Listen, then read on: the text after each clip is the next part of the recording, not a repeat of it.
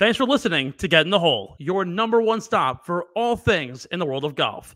Watch and subscribe anywhere you get your favorite shows on Apple, Spotify, YouTube, Google, and more. Just search Get in the Hole. Get in the Hole is the official golf pod of the Underground Sports Philadelphia family of podcasts. Now let's get right into the action. Here's your hosts, Steve McAvoy and Ben Pirro. Philadelphia, baby, you're going to love it. Best sports fans in the world. Actually, the worst, but that's what makes them the best. Welcome to the Get in the Hole podcast. First time back on the hump since I had my wisdom teeth removed. I have a funny story to talk about that at the top of the hour.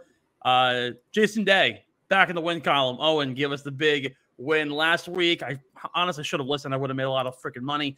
Talk about the TPC Craig Ranch, see how it carries in to the PGA Championship, the home of this year's PGA Championship will happen out in Oak Hill over by me, give or take about 5 hours, all the way up in Rochester, New York. You know what else was founded in Rochester, New York?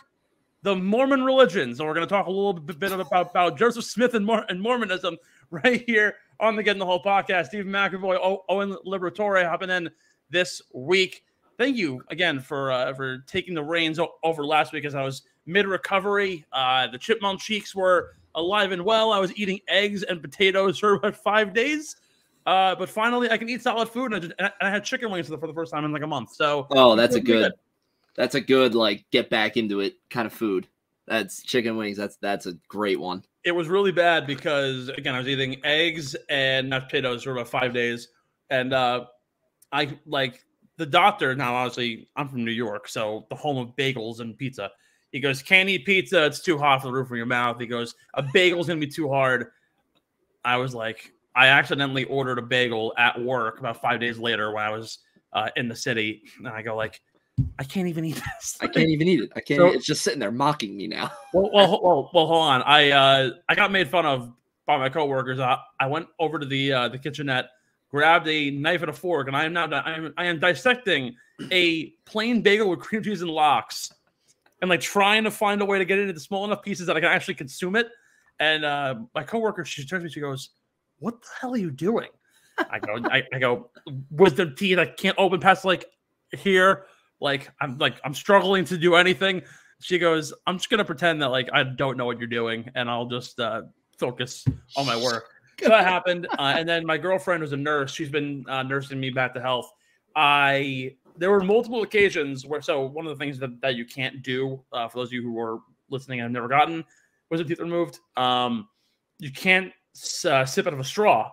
Yes. Yeah. About 5 different occasions, I came about that close to my lips sucking right up against a straw.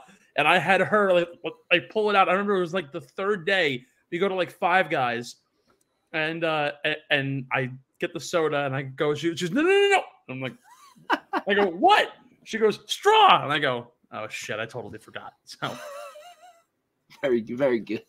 She also like nerved me out. She was like, yeah, can't use a straw. You'll get like a dry socket and like the clot's going to pop and it's going to be like, it's going to hurt like hell. I still have not drank anything from a straw. I'm like scared to do so. Yeah, I would be scared. It's been more than 2 weeks. I would be terrified as well. So I don't blame you on that.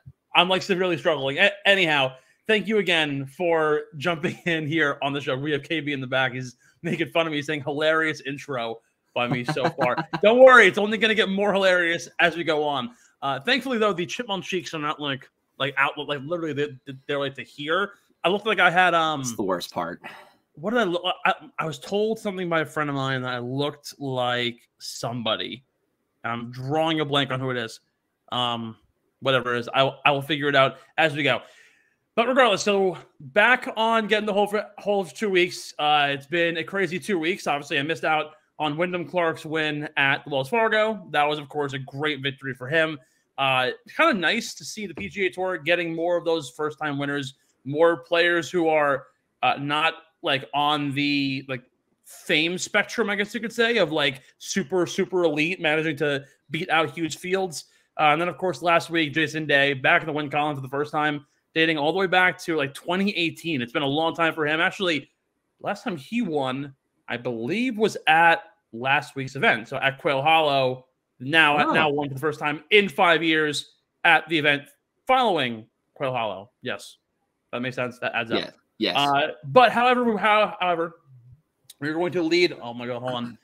Guys, hold on. Before we lead with anything, my mom's FaceTiming me. Hold on, here we go. Hi, Ma. How bad do I look? You look terrible. I know. What are you doing? I'm doing a podcast. You're live right now on the air. Oh, hi. Who's on? Me and Owen. Hi, Owen. Hello. Hi, everyone in podcast land. I love how we lead here with how do I look? You look terrible. You look terrible. Happy belated Mother's Day, by the way. Thank you. I called to say that you're a wonderful, wonderful son, and thank you so much for being Stop lying to me. Why are you calling me? You're my number one. You're lying to me. No, that's why I'm calling you. I want to see your handsome face because I missed you, and I wanted to tell you thank you for being you, and I can't wait to go see Barry because my son's taking me to Barry Manilow. Yes, he is. Yeah, I spent way too much money to go see an 80-year-old man sing about weekends in New England. Ugh. I mean, it'll be fun though. But if he doesn't sing Copacabana, I'm gonna probably riot. Honestly, he has to. Can you show me the dog for the fans at home? So we have a little dog. Her name's Penny, and my sister got a emotional support animal because she goes to school in California, and she was like kind of like upset that like she had no friends out there, Right. And she was getting like anxiety. Turns out this freaking dog has more anxiety than she does. Like my brother will like woof at her, and she'll freak the fuck out. She'll have no idea what's going on. I think Penny went to Baskin Robbins. Oh, Penny ran away? Penny's going for some ice cream. I mean, honestly, I want some ice cream. No, I got a photo sent from my sister. My sister bought her a toy that looks like a White Claw. I've seen those. Actually, kind of hilarious. Oh wait, Just so you know, the dog was outside and Grandma locked her out with the door. She locked her outside. Yeah, All right, well here, so there's Penny. Oh, hold on, my screen is blocking the whole way. So there's Penny. Ah. Show us the toy. Oh, where's the toy? Oh, here it is. Hold on. Here, hold on, wait.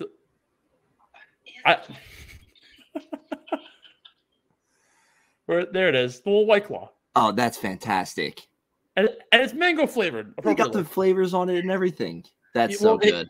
It was that or Pup Light, and I don't think my little Penny resembles anybody who drinks doggy Bud Light. Sorry, I didn't know. It was that or like what? Give a shout out because it's Penny's first birthday today. Oh, it's Penny's birthday. Oh, happy freaking birthday, Penny! Congratulations, birthday, Penny. You are 7 in dog years. Thank you. Happy 7th. All right, I have to go. Goodbye. All right, love you. Bye, guys. On that note, we're gonna take a break and we'll jump back in on the other side. Don't go anywhere, folks.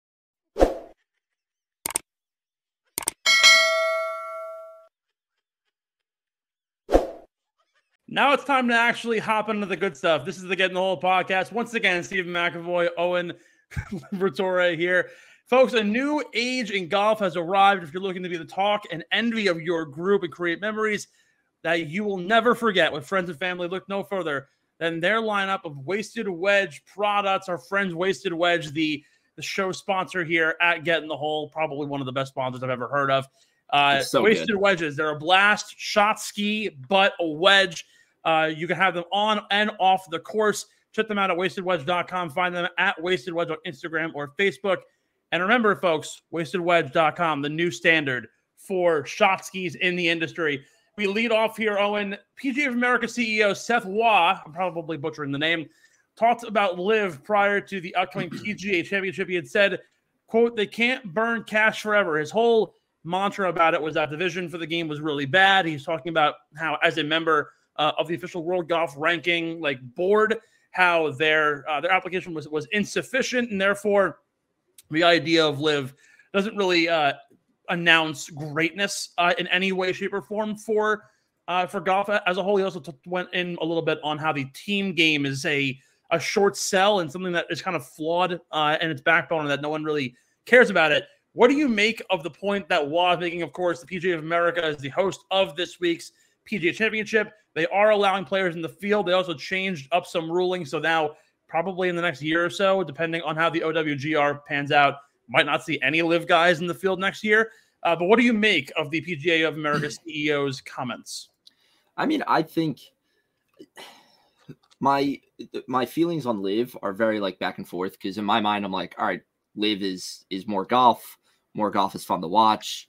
Hooray, I like watching golf, you know. But then it's like, I hear the, you know, how they're just burning through money and they're like not generating any profit for themselves. And it's like, I then do start to wonder, like, okay, if they go under and these guys that have deserted and left for LIV, you know, are they going to be back in the field of PGA and everything? And I mean, it's just, LIV itself too, it doesn't have the quality that the PGA does for me.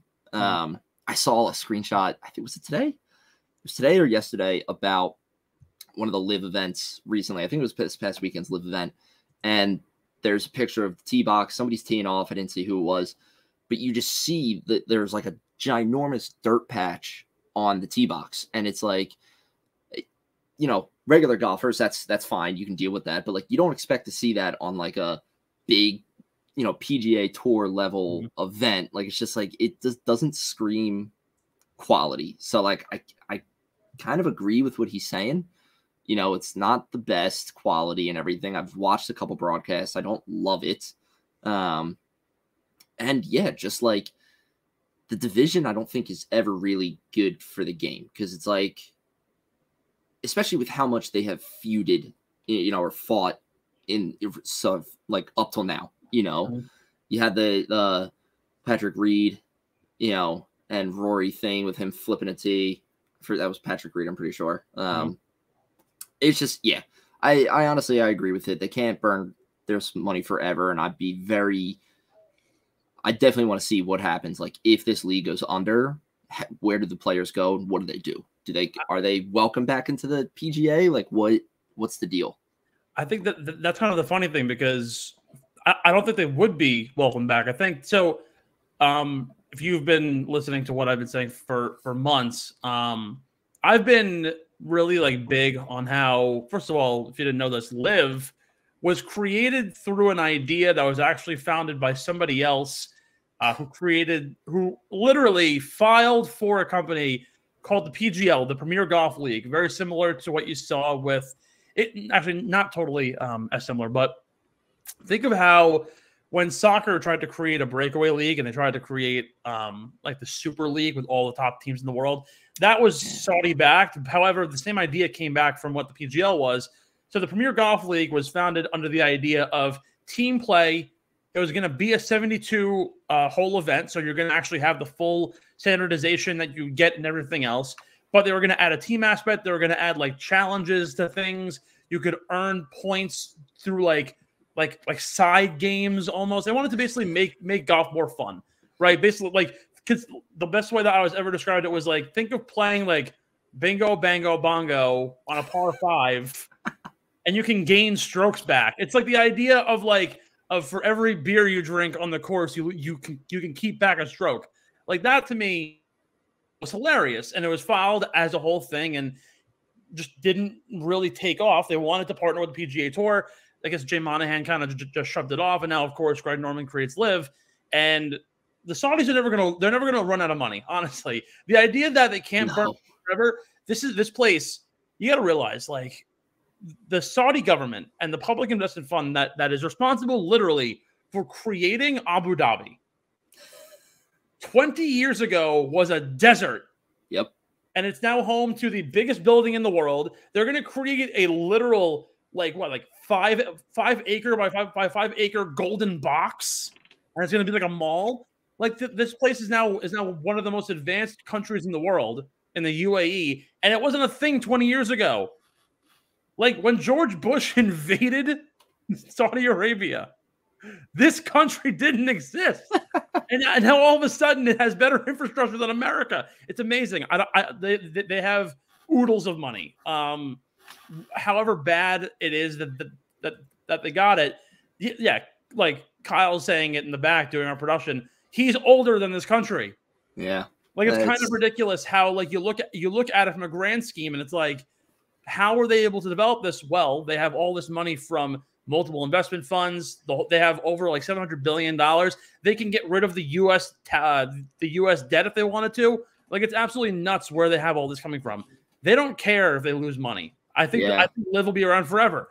If they fold, which I don't think they will, the players will not be welcome back. I can almost guarantee you that. They'll probably go play like the Asian tour, and you'll be seeing Patrick Reed playing in Singapore against a bunch of guys you do not know of for the rest of his life.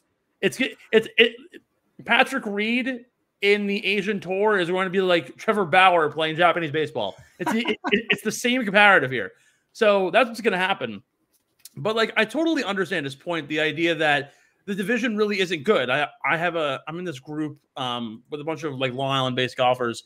And one of the things that one guy was saying was like, I'm going to stick to watching LIV Golf because it had a better field this week than the PGA. And I'm like, okay, sure, I totally get it. If you want to talk leaderboards, Dustin Johnson, Cameron Smith, Brandon Grace, Harold Varner, Brooks Koepka, Bryson DeChambeau, that's a pretty good top 10. Yeah. Goes out to Jason Day, Siwoo Kim, Austin Eckroat, who probably no one and their mother knows who he is, even though I do. CT Pan, Zay Chang Dao, don't know who he is either. Yeah, who the hell is that? I would tell you right now, definitively, the LIV Golf field this week was better. However, that's just me looking at it on paper. If you actually are looking at it from a lens of I follow golf weekly, yeah, you can be the guy who enjoys just to watch golf, and sure, like that's why you have LIV. You now have a second avenue to watch.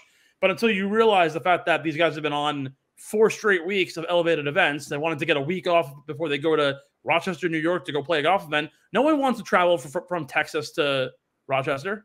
No, Rory McIlroy sure as shit didn't. He's been there for 3 weeks. Yeah. So like at this point, that argument is absolute BS. I think overall the division in the sport is not good. It's going to cause more rifts. There are going to be more guys that are going to go to LIV. I think there's going to be even more higher profile guys that are going to eventually go to LIV.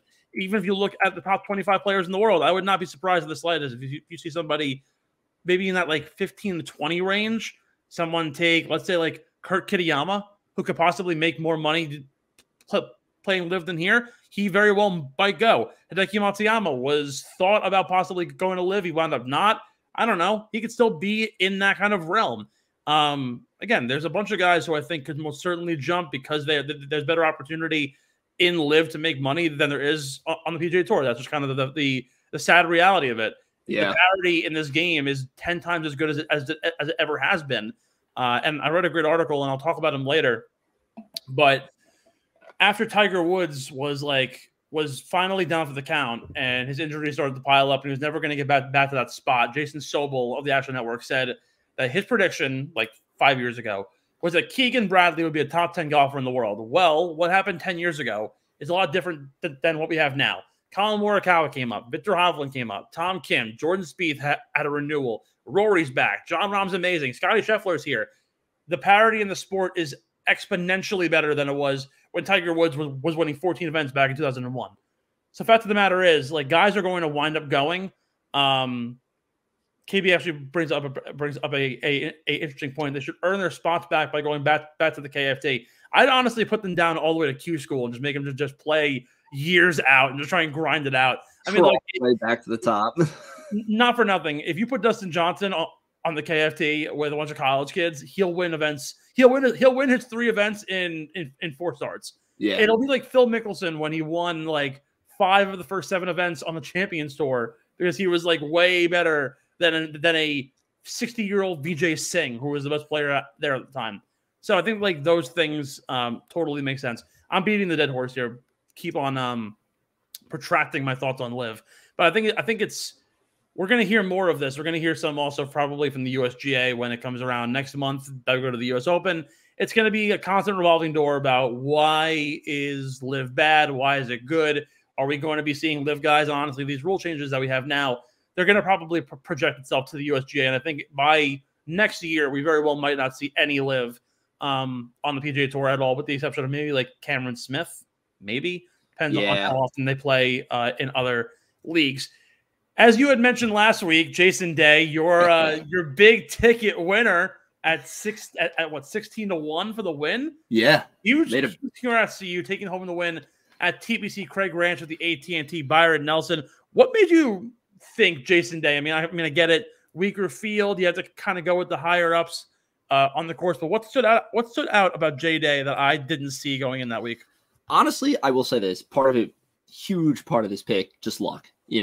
I was, I'm looking at the odds. I'm trying. Yeah, that's the thing. It's you never know who's going to come in or out. If you asked me to pick a very safe bet, I would have said Scotty. I would have said Scheffler in a heartbeat. Because he's Scotty Scheffler and he's just that good. But I was trying to make it a little bit more fun, look at a couple different people and everything. And I saw Jason Day and I was like, I've seen him on leaderboards and everything. And when I've been watching these past couple tournaments, and I was just like, you know what, screw it. Let's see what happens. And then the best was I made the pick. Obviously he goes on the win on Sunday. My phone's blowing up with all these notifications of just you guys tagging me and stuff, and Underground Sports tagging me and stuff. And I'm like, what is happening? And I'm like, oh, Jason Day won. And then I put 2 and 2 together and I was like, oh shit, I picked Jason Day. Yeah. It was just, my eyes were on the board and I was looking up and down and I was like, you know what? I was like, I glanced over him and I was like, I feel good about that one. So let me let's fire away, I had a pick slip. I had 3 guys who I took. I took Tom Hoagie, took Tyrrell Hatton, who actually finished quite well. Yeah, he did. And just because I feel like I have to every single time he'll tee it up in Texas, I took Charlie Hoffman. So I think it's funny, you can't not take a Texan when they play in Texas. For some reason, they always play really well. Hey, it's the home field, Just was not expecting an Australian to come out and win by any means. But shout out to Jason Day for the big win. It kind of leads me into my next point here. This week, of course, a bit of a much weaker field in comparison to where we're going this week. Currently actually rated as the 3rd hardest strength of field out of any event this year is the PGA Championship. Craig Ranch was a little behind, ranking 30th so far on tour this season. Is there any takeaways that we have from this week that we should carry over to the PGA, or should we totally write this off as an undermined event? I think, I don't know. That's so hard because the PGA Championships, you're right. I'm looking at the field right now. It is, stacked with big names and everything. I feel like you almost have to wipe the slate clean and just go into next week. It is just, you got I'm looking at the top 5 right here. You got Scotty, Jon Rahm, Rory, Xander, and Patrick Cantlay. And it's that's insane. That's such a stacked field. And it's just, yeah, you gotta just wipe the slate clean and just go into it brand new and kind of just be like, all right, it's almost like, almost like you have a all-star break for hockey or something. You're like, all right, that's one side of it. And here we go. We're going into the next thing. And it doesn't matter what we did over here. It just matters what we're going to do over here now. So actually I have 2 points that I think that are going kind of against the grain here with what you're saying. I think that there are only 2 players who I think this week mattered a lot to. And that's Adam Scott and Tyrrell Hatton. Tyrrell Hatton this year, I have to give this guy immense props because I give him a lot of shit. After all, he's a short little leprechaun. But the way he's played this year, I'm just going to go through his recent performances. I said this probably, I got to say probably 5 or 6 weeks ago. I think actually going into the Masters, he had followed up a T4 and a second place finish at the Auto Home Run the Players. So he went into the Valero and he missed the cut. Then I was like, you know what? For the Masters, I'm going to take him as a flyer to win this week. He finished 34th. Wasn't anything too crazy. Last 3 starts, though, T19 at the RBC Heritage, did down at Harbortown, 3rd at the Wells Fargo, and now 5th at the Byron Nelson. He's been on fire this year. He's only had 2 results worse. Sorry, 3 results technically. 1 miscut on the year. 2 results worse than 40th. That was 40th at the Genesis and 45th at the Zozo. Otherwise, he has not finished any worse outside of that 1 week where he finished 34th at the Masters. Worse than 15th. He's been on fire. I'm sorry, 20th. I meant not 15th. So he's been T13, T6, T4, 2, 34, 19, T3, and T5. Not to mention over in Europe, he also finished T7 in Abu Dhabi back in January. So he's been on a tear. It's probably his best year he's had in a long time. He's also gotten all the way up to the top 15 in the world. This is a very interesting golf course, something that we haven't really seen a lot of. Typically, now that I've been doing this show for 2 years, every course for the most part doesn't really change. But the nice thing about the majors is that obviously you're going to 2 different locations every single year. Last year we were in Tulsa at Southern Hills. Now we're at Oak Hill. The fascinating thing is that this golf course is incredibly different from anything you've ever seen at this course. It was founded back in 1897 by Donald Ross, developed for a golf course that was made for guys to only be hitting persimmon woods about 120 yards. All of a sudden now they've added 200 yards. They last played in 2013 when Ricky Fowler was wearing all orange and Jason Duffner had long hair back when he won. Now the course has gained 200 yards. They've added trees. They've lost trees. They've reimagined the entire golf course. We're going to talk about it in a little bit. Tyrrell Hatton fits the new Oak Hill to a T. He's been really good with the putter. He's been top 5 this year, strokes gained putting, especially here on bent grass surfaces. The other thing to consider too, and I'll talk about it in a sec, we don't get a lot of tournaments in the Northeast. We have the Travelers every single year. Right. Usually the U.S. Open is played up in the Northeast. One major typically always is. You'll go to Shinnecock, you go to Bethpage, you go to Oak Hill, go to Wingfoot, the Country Club, TPC Boston, wherever you're going, Ridgewood too in Jersey. This is the first time we're seeing the PGA played in New York in, 6 years, 7 years? So it's a bit of a change of things. Typically, you only have that 1 or 2 tournaments. They're projecting this to be almost as hard as the U.S. Open, which is fascinating to me because the U.S. Open, of course, is the hardest major amongst all of them. Always has the worst rough, always has the hardest fairways to capture. They are fully planning on this golf course to be a little bit worse and or therefore a little bit easier to a degree than what we saw last year at the U.S. Open at the Country Club.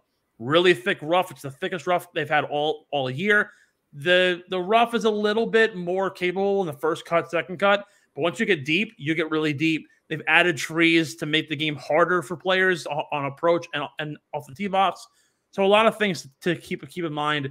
Tyrrell Hatton, though, is somebody who I think stands out so well, and a really good performance this past week I think is going to feed in to his skill here. And then also Jason Day, going back to the root of the question, as far as takeaways, I mean, at the end of the day, he's been on an absolute burner for the last 4 or 5 months. I had him in early January as a comeback player of the year candidate. He showed it at the American Express. He showed it back-to-back weeks at Quail Hollow, and the week prior at the Masters he's played really well. At the Players he played really well, and now obviously capping this off first win in 5 years. And it only takes one. The last time that Jason Day was on a losing streak, it took him 3 years. He won. I believe in 2016, he won 4 events in the next 24 starts. Very Tony Finau-esque. So I think something to keep in mind on that end as we head to Oak Hill. I just monologued for way too long. I apologize. No, I loved it. That was really good. Anything more from you here? No. I'm excited. I haven't honestly watched like a PGA tournament in so long. And I'm just excited for this field. I'm excited for the PGA champs in general. Mm-hmm. It's gonna be a really fun one to watch. And you're right. After everything you just said, I'm gonna be watching Tyrrell Hatton now, like a hawk. I'll tell you this. I will be on the couch the entire weekend. I've got the Preakness I got to bet on, which is also a whole other literally my betting portfolio for the weekend is going to be so ludicrous. I'm going from college lacrosse. Or I've been on the college lacrosse betting grind. I've got the Preakness. I have this event, and then I've got the playoffs where hopefully Miami just steamrolls everybody and their mother. So we have a lot to go over. But talking a little bit more about Oak Hill, we'll get to it right here on the other side. Don't go anywhere once we come back. Oak Hill, more of a breakdown, of course, confidential talk, and of course, we got to scout the field, talk about who's playing. Unfortunately, there is one guy who I'm very upset will not be in the field this week. Don't go anywhere. You can find out who he is in a hot sec. You're listening to the Get in the Hole podcast with Stephen Owen.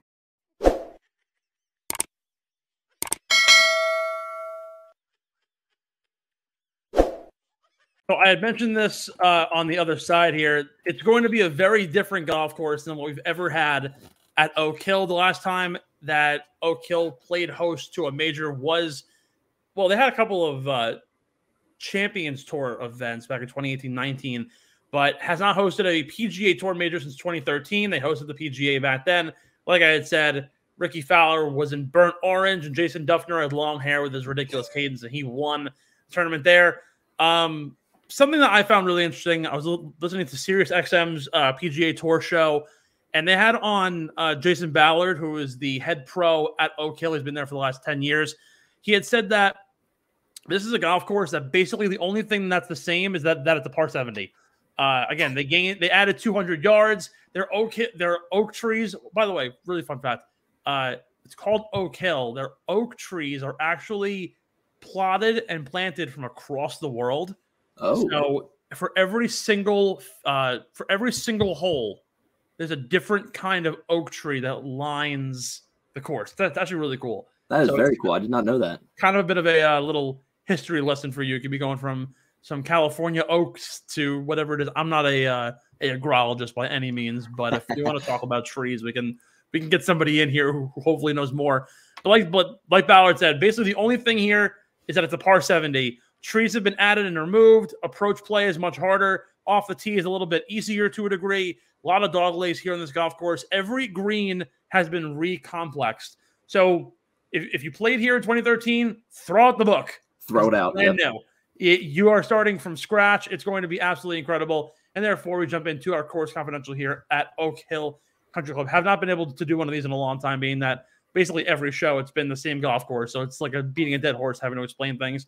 But the fascinating thing is that with the majors, there's always a new fun twist and turn. Like I said, every green's been recomplexed. They've added new bunkers. They've removed old bunkers. The rough, as I had mentioned, it's the thickest it's ever been. It's thicker than it was at the Arnold Palmer. It's thicker than it was at the Country Club last year for the U.S. Open. That's the biggest thing that I have for this golf course, biggest takeaway. Like I said, they're planning on having a harder course condition than the U.S. Open. We might not see guys break par, and that would actually be a good day. First, I'm telling you right now, we might see at the end of the first day, 2 under might be the best score of the day. I'll be totally honest with you. A lot to consider on this golf course. Talking conditions, talking how things look. Like I had mentioned, you're playing in the Northeast. Obviously, you and I are both from around here, so it's an interesting conversation point to talk the weather. I don't know what it's been like in the Jersey, Philadelphia area. I know at least on Long Island, it has been incredibly humid. But at the same time, though, early in the morning, that dew point has really kind of been a big factor. My car is wet in the mornings on most days nowadays, and it's like 45, 50 degrees when I wake up. It's about 80 by the time I am at lunch out of the office. So what do you think is going to be a big factor here at a brand new golf course for these guys coming over from a golf course like Craig Ranch and even like Quail Hollow, whatever the last course these guys played?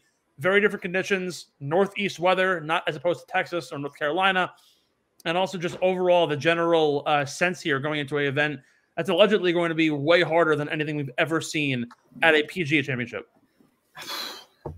I think I'm trying to put myself in the shoes of I'm going to play this course and everything.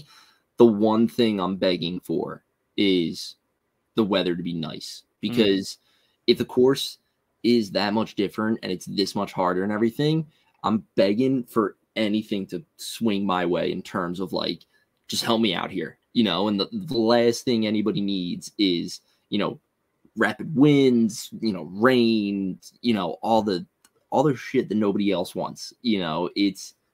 I'm begging for it to be just stay dry, stay cool. I know the weather for this week down here in Philly is super nice on the weekdays, and then Saturday and Sunday rain.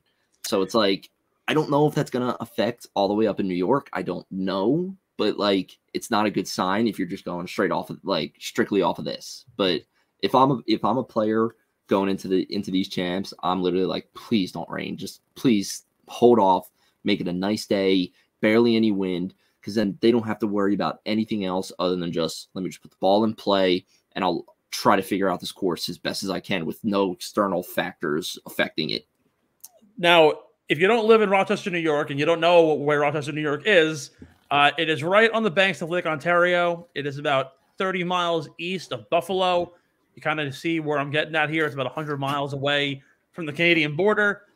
Weather this week actually is really interesting. You want to talk about like diversity in the weather pattern.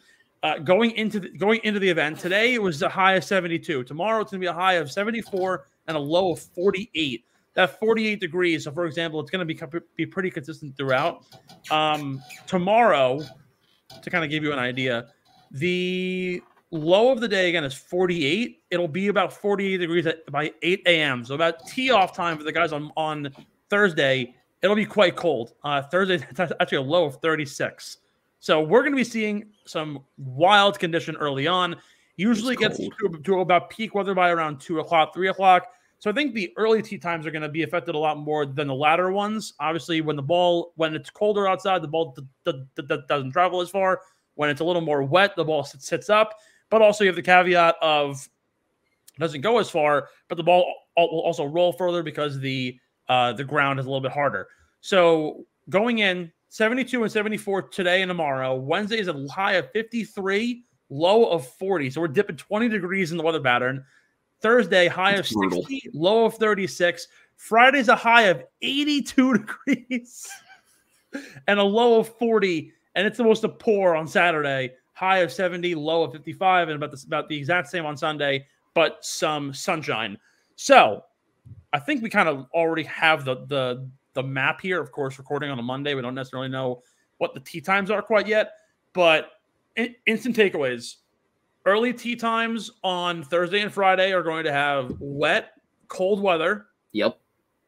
Ball won't travel as far. Might travel a little bit better than it would be if it was like 30 degrees out, but will not travel as far. Ball might sit up because it's wet. Might totally cancel out the fact that the ground's a little bit harder. Later tee times are going to be hitting it further. They're going to be sitting it up better. So I think honestly, I'd much rather be one of the afternoon tee times on Thursday or probably Friday. At least knowing on Friday, if I have an afternoon tee time, I'm in a better shot to make the cut, knowing that I have more favorable conditions. That Thursday round is going to be brutal. That Saturday round is going to suck. I think the fascinating thing too is if you look at recent winners of majors, particularly the U.S. Open and the PGA, being that typically one of them is played in the Northeast. If you look at the last 5 years, I believe it was like the PGA in 2018, PGA 2019, U.S. Open in 2020, 21 and 22. You kind of seen this what's this trend? Moving day on Saturday, the winner always performs well, and they're never in the lead. Interestingly enough, though, if it's going to pour all day Saturday, it might cancel out any sort of factor going into this event. Ball's going to set up. It's going to get plugged. You're not going to get a lot of opportunity to advance the ball further. You might be looking at a situation where someone who exits at the 18, 36-hole lead or somewhere a stroke off very well could be your winner. And I think certainly we'll see some live bets going into that to see who's able to actually come out on top. That's something that I'm really interested in. Sunday, it's going to be similar weather to Saturday, minus the rain. Again, with the conditions of the golf course in general, I don't expect anybody to be going any better than 7 under. I think that'll possibly be your winner. With that said, as we get into the betting markets, I've really kind of based all of my stuff around the U.S. Open leaderboard from last year. Guys who played well at the Country Club in a relatively cold condition in Boston. I think you very well might see a very similar kind of game. Guy, I believe Matt Fitzpatrick won at like 6 under par, I think. And again, the PGA typically doesn't have as hard conditions, but if they're already planning on harder or the same, then you add in the weather, might get even worse. So I think that's what I'm really looking at this week at Oak Hill. Is there anything on your end you want to bring up? No, that's all great points. I completely agree. I would want to be one of those afternoon tee times on Thursday and Friday, just because it's so much more favorable to you. And like you said, to make the weekend. So absolutely agree. Would love to have, I'd be like quaking in my boots if I had like an 8 a.m. tee time, like packing the hoodie or the quarter zip, like Especially if it's gonna be 37 degrees. I would not want to be there. Honestly, that would be oof. That'd be brutal. That would be tough. I'm trying to see if we actually do have tee times. Possibly, I don't think we do yet. Probably one getting those on Tuesday, I would assume. I'm not seeing anything on PGA's website.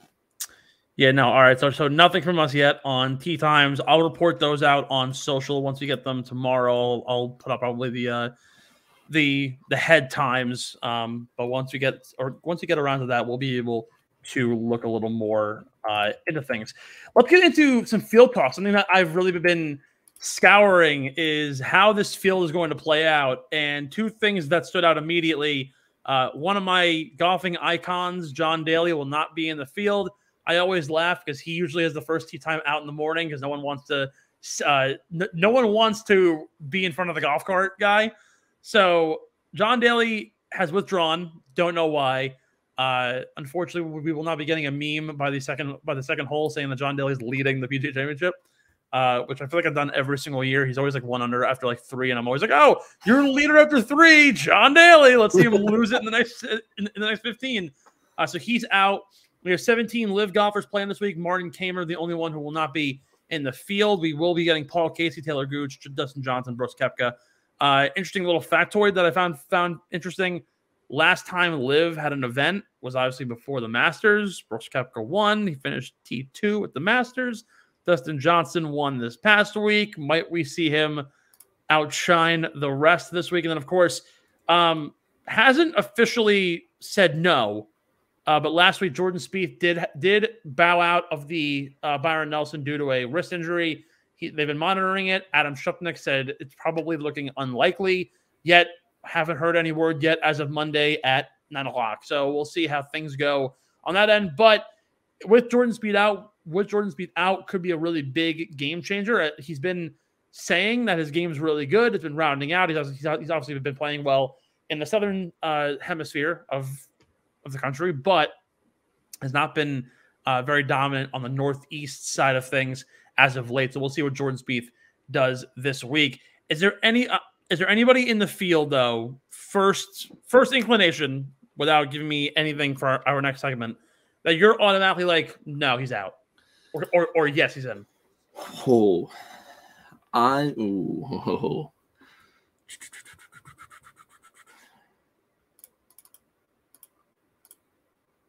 I don't know. All right, I'm gonna play favoritism here. I'm gonna play favoritism. Yes, he's in. Justin Thomas. I love JT. I have such a affinity for him ever since the Full Swing episode about him and Spieth came out. Yeah, I'm calling it. He's in. Plus, he's past year's winner, so I think he's gonna be riding that high. He's in. I'm calling it right there. We're going to be debating this hardcore. I want to bring up a new fun little segment. So KB told us just now that Spieth did not play today, but he is in New York. So obviously the expectation that is that he hopefully will play. We'll see if he does or not. Pretty big letdown though if he's not playing on a Monday. We'll see if he comes in tomorrow. Want to bring in a new segment that I haven't. I've been playing around with it for weeks. I've been wanting to use it, and never really had a chance to. Let's talk some contenders and some pretenders. I want to know a couple of names that you've got. Who is an immediate contender this week? Who is a pretender? Who's somebody who's overhyped? Not necessarily someone you're looking at. Who are you fading? Who are you in on? Give me 3 names we'll throw out there. I want to lead off with one, though, and actually it's the guy you just brought up.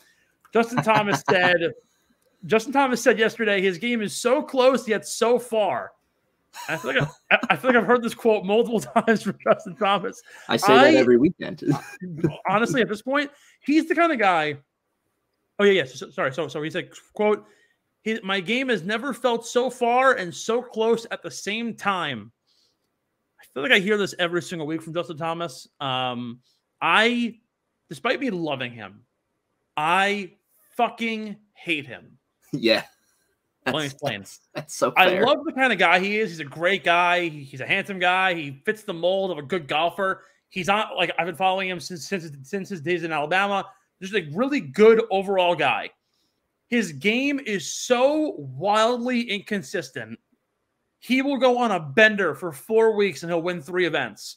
And then all of a sudden he'll go cold for 6 months and you're like, what the hell's going on? And it's always, it's the same thing. It's the driver or it's the putter. It's nothing else. The iron game is exquisite. The chipping is there, but he either always messes up in the twos. God, I hate it. I feel like every past tournament I've watched with JT, there's been at least 2 or 3 times per tournament. He's got this like kind of long, but like makeable putt for birdie or something.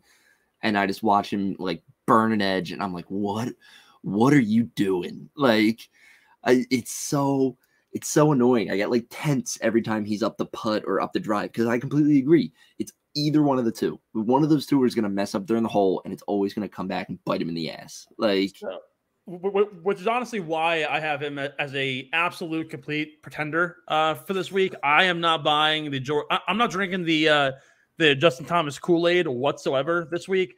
I have taken him in so many pools, so many events, particularly the majors, where I look to myself and I go, why the hell did I do this? Like, why am I subjecting myself to just absolute cruelty? And of course, it's ironic because the one time I didn't take him was at last year's PGA, and I was like, you know what, like he's certainly here. He's currently listed on odds boards. He's 28-1. I'm not buying it whatsoever. I have much better value taking someone like Dustin Johnson or Matt Fitzpatrick at 30-1 than I do with JT at 28. I'm just not in on it. I don't believe it yet. So that's the first guy who I'm going to go. I'll let you take over here and give me a couple of names that you like, and then I'll jump back. But I cannot drink the JT Kool-Aid anymore for the foreseeable future until he wins again. I'm going to flip the script. I'm absolutely drinking that JT Kool-Aid. I'm saying, of course. I'm going contender, and just like I said, it's a total favoritism pick. But I love him. I think he's a great guy, and you're completely right. He'll go on these like absolute benders where he's just hitting every shot. He's sinking all the putts, and it's just like, you're doing fantastic. And then it's 5 months of just pain and torture. And it's like, all right, this isn't fun to watch. But my second contender is a little bit of a safe pick. He's at 16-1 odds to win it all. I'm going Xander Schauffele. Another pick. I just love his personality. I love how he plays a game. And I've seen the clips of him doing like on the CBS broadcast when they pop an AirPod in and walk through the hole and everything. Seen one of them with him. I love the way he talks, the way through like each hole and each shot and everything. Absolutely love it. I just think I got a good feeling about him. Kind of like a similar thing with like Jason Day. I think I'm just looking at his name and I'm like, I feel good about that one. Yeah, that's for pretender. See, this is so hard for me because it's so like I look at a lot of these names and I'm like, any one of these guys could do. Oh yeah, so hot. You know what? Here, I'll jump in real quick on your Xander point because I have him as a pretender. We're gonna be the whole week. There's only one guy on the PGA Tour who has finished top 25 in each of the 4 majors each of the last 3 years, and it's Xander Schauffele. He'll play fine. He'll be in the top 20. He'll make plenty of money. But we keep on with this narrative about Xander Schauffele top 5s at majors, will eventually win one. He's this elite ball striker who is great with the putter and can do everything right. Why hasn't it panned out yet? At some point, you got to start raising eyebrows and questioning what is it about Xander that simply isn't working. And I think the answer really comes down to this: he doesn't play well in the Northeast. He simply doesn't. Oh. He was on the precipice of winning the Travelers last year until he tragically lost on the final. He won the Travelers. My bad. After Sahith Theegala just completely lost it in the bunker. That was the first time Xander Schauffele had finished top 15 at a PGA Tour event in the Northeast region of the country in 4 years. He doesn't play well in the Northeast, and I think that's the one thing that I'm going to carry with me for the longest time. He'll finish top 25, but he simply is not good enough to get all the way up to that top 5 every single consistent week. This year in particular, too, he isn't at the profile of like the stat profile that we usually see in him. He's top 15 in everything, but back when I had him tabbed for the Masters win in 2020, he was like top 5 in everything. He was a #1 putter on tour. He was really good with the driver. None of these things are really panning out to the level that we should expect, and therefore I'm out on Xander Schauffele. Again, also at 16-1 odds. I simply can't buy that. There's actually one guy that I would much rather have at that same 16-1 odds, but I'll let you go and take your next player. Oh. All right. I have, hold on, I need my 2 contenders. All right. I'm going. Swear to God, if you give me another name that I'm going to be going against. Swear to God. I'm picking a pretender here. Pretender, Brooks Koepka. All right, fine. All right, good. Good. Close. You're like right there. No. I think, listen, he did fantastic at the Masters. Obviously, that was the big, storyline of the Masters was, oh my God, Brooks Koepka is going to win. It's going to be LIV, like a LIV guy winning the Masters and everything. I think that was a one-time thing. You haven't heard anything about him since. And the only time I've ever heard the Koepka name post-Masters was when Chase Koepka hit the hole-in-one at LIV. So it's like, what has he really done? That's why I'm going Brooks Koepka, pretender. He's out. He's out. I'm out. So you were when I tell you were like a sliver away from picking my next guy, I was gonna like actually lose my shit. Contender, Dustin Johnson. I have been all over this for weeks, and it isn't even because of the narrative that I mentioned earlier, where Koepka won the LIV event, then he went to the Masters. Dustin Johnson won this past week, goes to the PGA. No, I'm not going to talk that. What I want to actually go through is his track record in the Northeast. Just like how Xander Schauffele isn't very good, Dustin Johnson is. Won the Northern Trust out in TPC Boston, set the course record on multiple fronts, and the PGA Tour record for strokes at the time at 30 under par. He then has won multiple events was on the Travelers a handful of times. He's won majors out here in the Northeast in the past. He just plays well in colder climate situations. And you see it also with his performance back in 2020 when he won the Masters. When you won, granted, again, it's Georgia, but November in Georgia is much different than April in Georgia. Average temperature of like 60 degrees. You're wearing a hoodie every single week. He plays really well abroad, which is another situation of colder weather. He plays well in murky, crappy conditions, and I think this is a home run golf course for a guy of Dustin Johnson's caliber, who maybe there's the narrative of, oh, he's 39 years old. He might be a little bit over the hill. He said it during full swing. He was like, I have nothing to play for anymore. I've won 2 majors. I've won 30 events. Like, why do I have to worry anymore? I still think that there's a lot more in the tank here, and his game has not slowed up ever since we went to LIV. It's only gotten better. So I'm all in on Dustin Johnson this week. My final guy, who was my other contender that I love this week, and again, for the exact same reasons why I like Dustin Johnson, it's Keegan Bradley. The only player on the PGA Tour to have graduated from a Northeast college. Fun fact, I didn't know that. Did not know that. Graduated from St. John's, right here up the road in Queens. Is from Vermont. Has loved Northeast golf forever. He always plays well in the Northeast. He played exceptionally well at every major over at Bethpage Black that's happened in the last few years. The U.S. Open that was out here. He played really well at Shinnecock, I believe like 7 or 8 years back.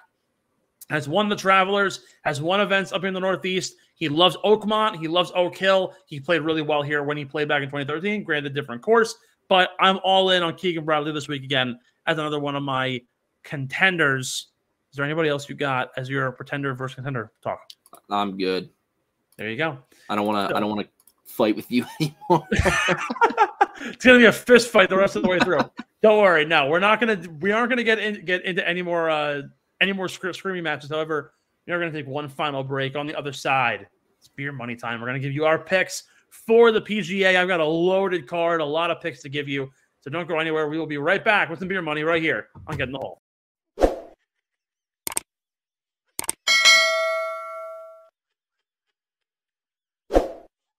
It is time for the best segment of the day.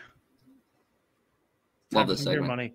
Beer Money, folks, brought to you by our friends over at Kenwood Beer, the #1 light lager in the state of Philadelphia. What the hell's wrong with me? Honestly, you know what? It might as well be. I was on the Amtrak and I was going through Philadelphia and I could just feel the depression and the angst knowing that the Sixers lost to the Celtics. But Kenwood Beer, man, 4.1 ABV, 127 calories, 10 grams of carbs. It is better than Bud Light. It is better than all the other competitors out there.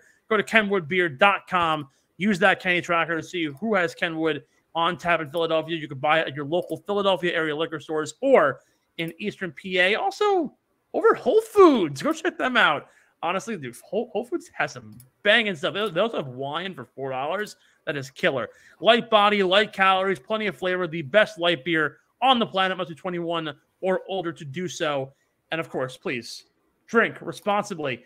We're going to give you some beer money picks here, of course, in the gambling realm. I must also say this. If you or a loved one have a gambling problem, find your resources in your given state. I do not know Pennsylvania's, however, I do know New York's. But I'll top right into some things for the beer money plays. Making and missing the cut, Masters, PGA Championship edition. I keep on tripping over words at this point today, and it's been a really bad get back to the stage. But your picks to make and miss the cut this week at the PGA. All right, so I'm going miss first. Let me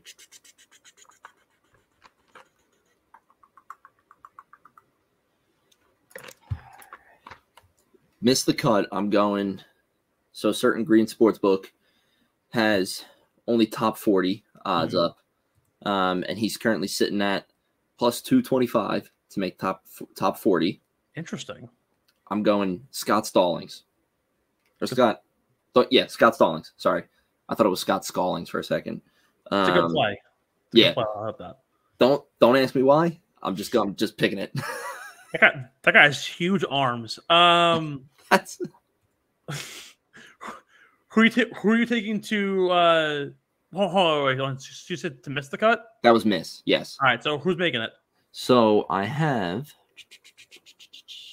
gotta find him again. I know you said you hate him at the bit before we started recording, but I'm going Ricky Fowler to make the cut. I think he's had a very resurgent year compared to last year. He's doing a lot better. He looks a lot more confident over the ball.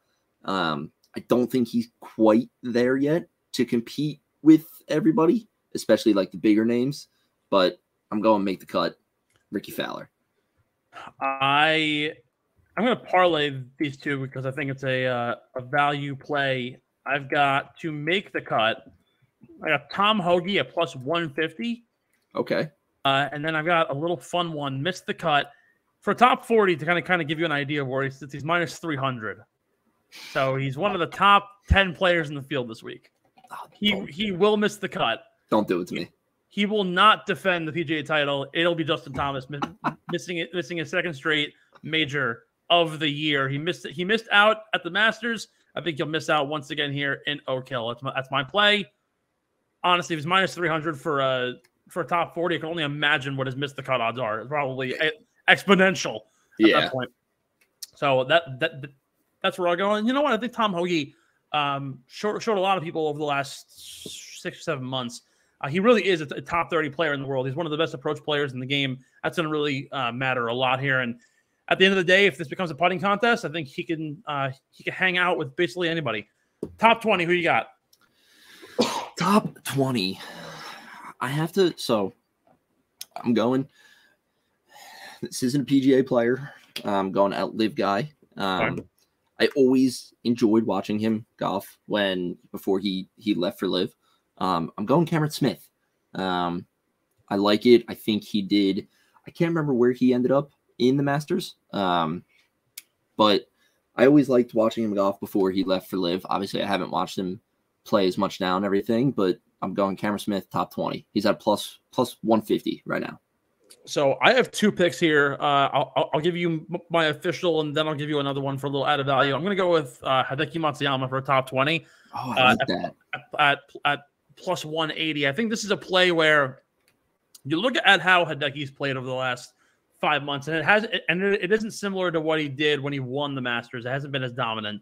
However, again, guys with the narrative of playing really well in the Northeast. My entire card is essentially made up of guys who played well at the country club.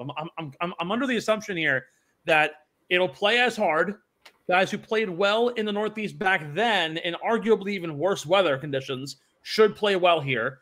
The course isn't totally the same. It's a little more of a I mean, both courses are incredibly strategic in terms of the approach play and ball striking. But honestly, the country club was actually harder in terms of green placement, approach play, proximity to the hole.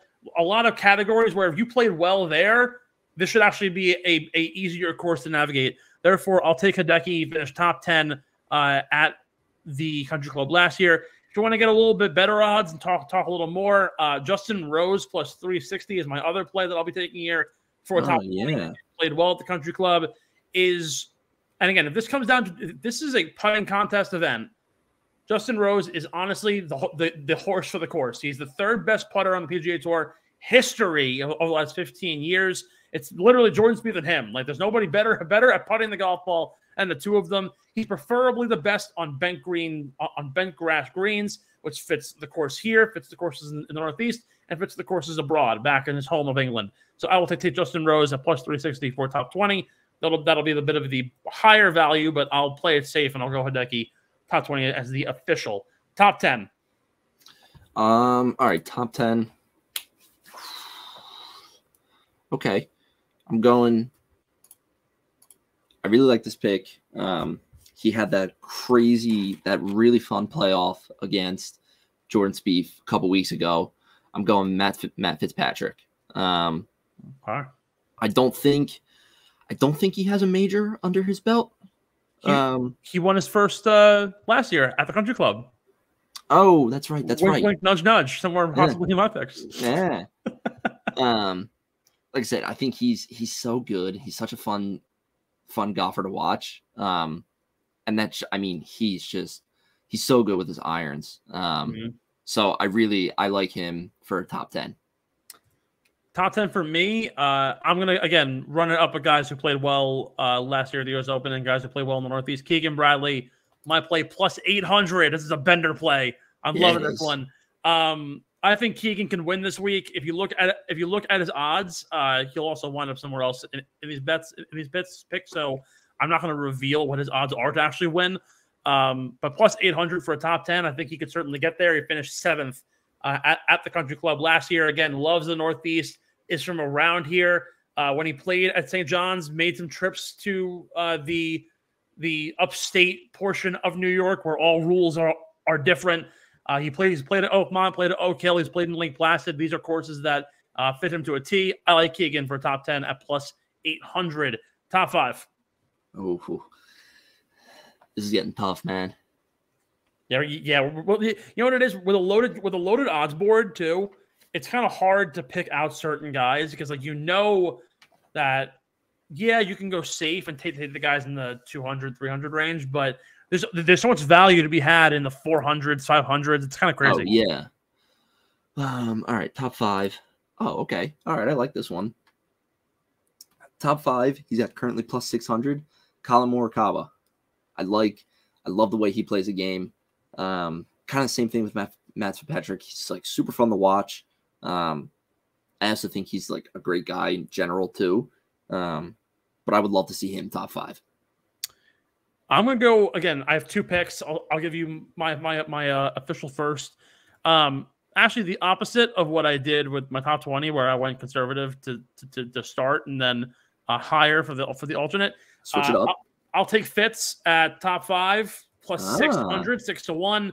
Again, if you could top up your first victory and your first major victory all in one at an incredibly challenging golf course to win against players like Rory and Scotty, I think you've got a pretty damn good shot to win here as well. Again, a guy who I have to win possibly. He's 6-1. My safer play that I'll also probably take is Rory plus 280. You know, I said this year plus ago, last year's Masters. Rory McIlroy's favorite activity isn't winning majors; it's finishing top 5 at majors. And he does it with like backdoor 62s on Sunday. Just like out of nowhere, has no pressure, just goes out and just wins. Actually doesn't even win, he just gets close to it. So plus 280 for top 5. I'll take Rory as a bit of a conservative top 5, but Fitz is my guy. I think Fitz can win. At the very worst, though, I'll take a top 5. Who's your long shot pick? Somebody who's not necessarily someone on the top of the odds board. We have plus 5. I'm going to change this. I usually say plus 5,000. We'll start actually at plus 4,000 since the odds board is so deep. Who do you have as your long shot this week? I'm looking. Let's see.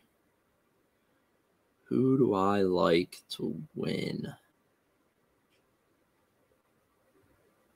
All right, this might be a wild one. I don't know if you're going to like this one or not.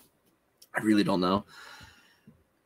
He's currently at plus 20,000 odds. What the hell? Phil Mickelson. Oh my God. If that man can replicate the way he played the last round of the Masters, perfect. And I'm taking the money on that. I'm taking the 20,000. Oh my God. All right. All right, you know what? I dig it. I have 3 plays. Again, I'll give you the official, and then I'll give you the 2 others. My long shot to win, Max Homa at plus 4,000, 40 to 1. That's a good one. That's a good pick. I'll take Tyrrell Hatton also at 40 to 1. And I'm going back to the well. Keegan Bradley, he's 110 to 1 to win this week. I don't understand why the number is so ludicrous like that. But again, Hatton's resurgence, Bradley, like I said in the Northeast, and Max Homa, it's the first time that he is legitimately a top 10 player in the world, despite the rankings not necessarily putting him there. Actually, is he still in the top 10? Yeah, he's 6th. Despite having him outside of the top 10 for months on end, Max Homa has proven to everybody that this is the breakout year for him. To be honest with you, like despite the lack of wins, he has 2 in the year. He's putting up a MVP campaign. Honestly, he might be, if there wasn't John Rahm and Rory McIlroy or Scottie Scheffler, he'd be the PGA Player of the Year in my opinion. If you look at some of his top events, very much fits the mold here. The Players finished top 6, 2nd at the Genesis, 1 at the Farmers, 1 at the 40net, or the Fortnite as I call it. Finished top 5 at the Century. He thrives in elevated, high leverage events, and I think that's where Max Homa is going to really thrive here at 40 to 1. And then of course, again, like I said, Hatton and Bradley have their reasons that I had mentioned earlier. So those are my guys for a long shot. Who's your gimme pick this week? The lock that you will be riding home to the bank. I don't think this will come as any shock. I gotta go John Rahm.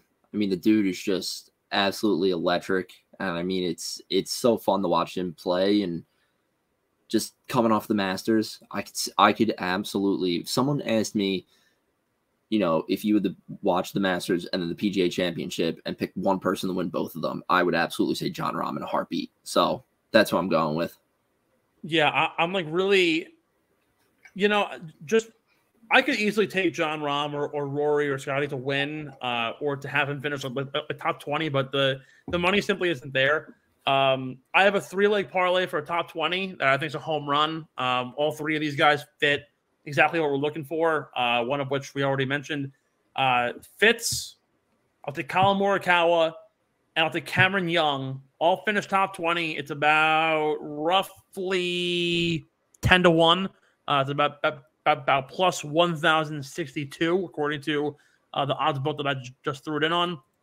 I think this is a really interesting threesome because Colin's an incredible ball striker. He has the ability to win any event. Honestly, he's the best golfer of this generational class next to Scottie Scheffler.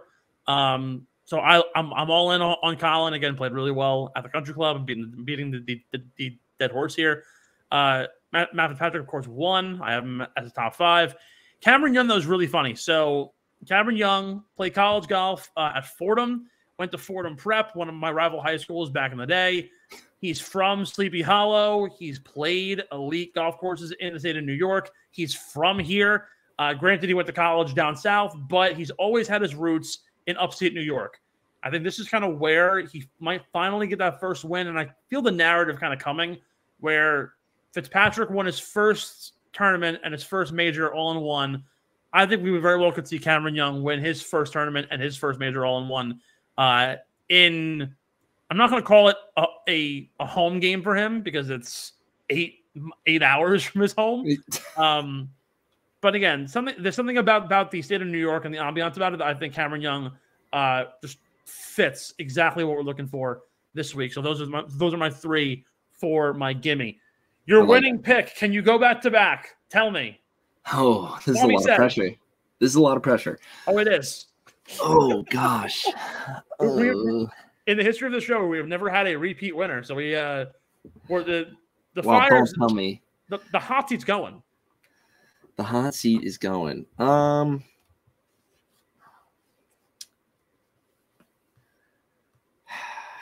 right. This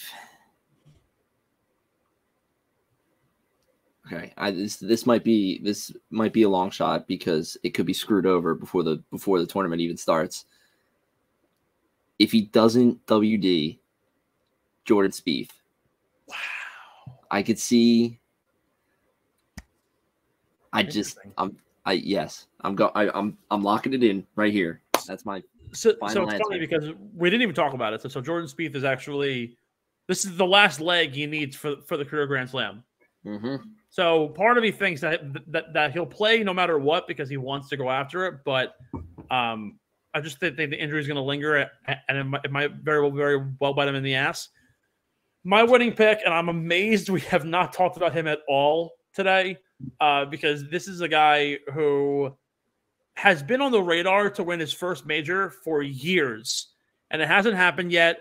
He has not necessarily played well in majors when everyone's touting him to be that guy. 21 to 1. I will take Patrick Cantlay to be a first-time major winner this year. I tabbed him as last year's PGA Championship winner. I'm tabbing him this year. He is second on tour in total driving metric and first in stroke gain off the tee over the last 3 months. He's also a clear top putter. He's the number one putter in the world on bent grass surfaces. This is the event Patrick Cantlay will break through, and I am all over this play. The fact that he's at 21 to 1 is shocking to me, considering you look at the actual strength of this field. I don't know how you can't go here when you have it's like 750, 900, 1200, and then it's all of a sudden Patrick Cantlay 1,000 jumps further back than Scotty. They are way better than that. I think Cantlay is a home run here at 21 to 1. Everything fits. I like it. We'll see. Hopefully we could pick up where we left off with a second win. I don't know what Speed's going to do, but we'll certainly see how things go. Your final thoughts before we hit the road? No, I'm happy to be back on the show. It was a blast. Yeah, no, it's been it's good to get back on the hot seat. 2 weeks off. It's a weird feeling. It's certainly something that you're not really ready for. It was nice though to recover. I watched the Kentucky Derby and I was banging my seat. I was looking for a win. I actually want to give a shout out to Hideki Matsuyama. I took him for a top 20 this week, not only because of the fact that I think he's good, but actually when I was watching the Kentucky Derby and I was in seething pain, I found out that he was actually a minority owner of a horse who I picked in my superfecta to win the Derby. I lost the leg. I lost the super by one leg. The second place horse, I think it was. I didn't take him, but I had 1, 3, 4, and 5 right. That third place horse was a Japanese horse, traveled all the way from Japan. His name was Derma Sotogake. Whoa. Hideki Matsuyama was a minority owner in him. So shout out to Hideki for a third place finish at the Kentucky Derby. Hopefully we'll see Derma at the Preakness this weekend. And who knows? Maybe we'll see him at Belmont when I'm there in my suit and tie, banging the chair like an asshole. We'll see how that one goes. But Owen, thank you so much for hopping in. Of course, follow Owen on Twitter. Follow him on Instagram. Follow his show. One of the new kids on the block covering all things F1. Yeah. I personally know nothing about Formula One. I have not watched the Netflix show yet. I need to get on that, but I'm currently so entrenched in Suits that I'm like, I can't do this quite yet. But give everyone the socials. Tell us a little bit about F1 before we go. All right. So Twitter is underground_F1. And our Instagram is just underground F1. It's me and my sister Casey. We watched the Netflix show, Drive to Survive. And we both were instantly hooked. So now what we do is, thanks to Kyle and everything, we meet every week and we talk about, races in the past. We do race previews, much like you guys do on the shows to, cover the tournaments and whatnot. We cover news that happens. And we have a blast talking about it. So yeah, every week we meet, every Tuesday we pretty much record. We go over races. We talk about, stuff that happens in the news, talk about drivers, different situations, stuff like that. But yeah, new kids on the blocks. We actually just recorded episode 12 right before I hopped on with you guys. So still brand new, but still loving every second of it. We're really happy to be a part of the Underground Sports Network, man. It's great. Speaking of F1, this is the only thing that I actually know about the sport. I'm actually going to Belmont Park soon to go and watch the horses again. I've gotten really into horse betting. There's one horse. So at Belmont, one of the pre races to the Belmont Stakes is called the Man of War Stakes. There's a horse who's currently, I think, like 7-1. His named after Max Verstappen. His name's literally Verstappen. Horse. So might be taking him. We'll see how that goes. But just a little fun factor that I found out. If you're looking to bet a horse, he's named after him. I don't know if he's owned by him. I doubt he is, but would not be surprised in the slightest for some reason. Yeah, that wouldn't shock me too. But I mean, if he's any good, if the horse is any good at the driver, he's a secure, absolutely gimme pick. Lock that in immediately. So if you're looking for a pick in the Man of War Stakes, we not only give you golf content, we're also giving you horse racing content. At this point, sign me up for a horse betting show. That's Owen. I'm Steve. Thank you so much for joining us here. Enjoy the PGA, and of course, golf responsibly. Golf great. Golf. That's and good. Look, and you know what? Look, if you're gonna shoot 120, shoot it with pride. Thanks for listening to Get in the Hole, the official golf podcast of Underground Sports Philadelphia. Catch us every week wherever you get your favorite podcasts, and be sure to like and subscribe on Apple, Spotify, and YouTube. You can follow us on Twitter and Instagram at GetInTheHolePod, and follow Underground Sports Philadelphia at UndergroundPHI. We'll see you next time, and remember, get in the hole!